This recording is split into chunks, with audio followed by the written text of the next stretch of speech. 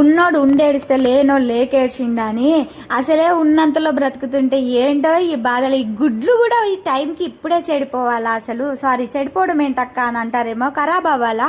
చూడండి ఎలా తేలుతున్నాయో. మీలో ఎంతమందికి హ్యాక్ తెలుసు? హ్యాక్ అంటారో ఎక్స్పెరిమెంట్ అంటారో మీ ఇష్టం, ఏదైనా అనండి. కానీ సో నా దగ్గర ఉన్న కొన్ని గుడ్లు నేను ఫస్ట్ చూసా, కానీ నాకు మళ్ళీ తర్వాత ఐడియా వచ్చింది, అరే వీడియో తీద్దాము తెలుస్తుంది కదా తెలియని వాళ్ళకైనా అని చెప్పేసి నేను మళ్ళీ వీడియో స్టార్ట్ చేసిన. ఇప్పుడు నేను అందులో వేసిన గుడ్లన్నీ సీ గుడ్లు, అంటే చెడిపోయిన గుడ్లు. ఇప్పుడు వేసిన 2 గుడ్లు మాత్రం మంచిగా మునుగుతున్నాయి అన్నమాట. అసలే గుడ్లు రేట్ ఎండాకాలం మస్తు రేటు పెరుగుతుంది. అట్లాంటిది సరేలే తెచ్చుకుందాం తిందాము మంచిగా కడుపు నిండి హాయిగా అంటే అందులో ఇన్ని గుడ్లు చెడిపోయి వచ్చాయి. ఏం చేయమంటారు చెప్పండి, మీరు చెప్పండి అసలు ఇంకా ఏం చేయాలి నేను?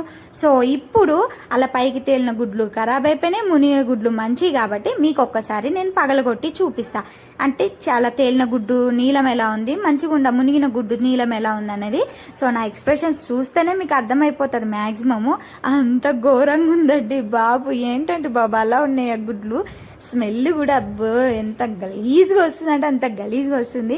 అసలు ఏం మాట్లాడుతున్నా అక్క వీడియోలో అనొద్దు, ఉన్నది ఉన్నట్టు మాట్లాడుతున్నా అండి, ఉన్నది ఉన్నట్టు మాట్లాడుతున్నా అంతే.